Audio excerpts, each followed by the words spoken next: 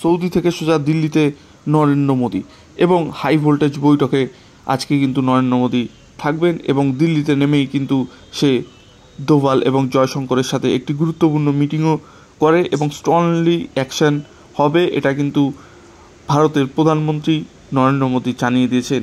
এবং পরবর্তী কি হবে সেটাও কিন্তু আজকের মিটিংয়ে থাকবে।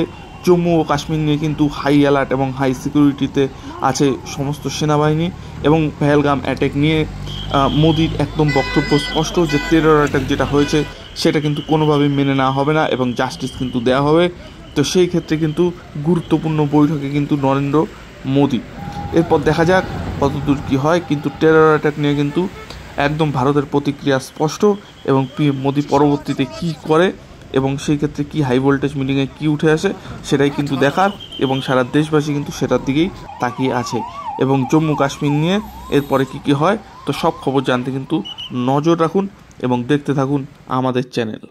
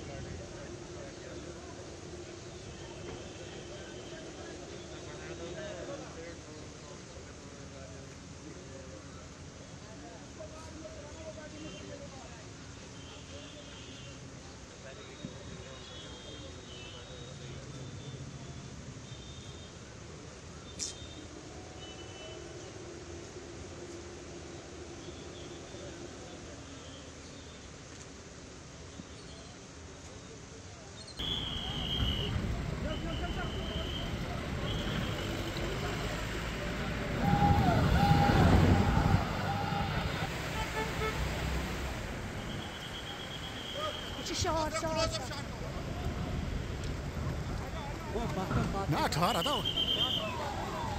ऐसे खड़ा ये शॉट्स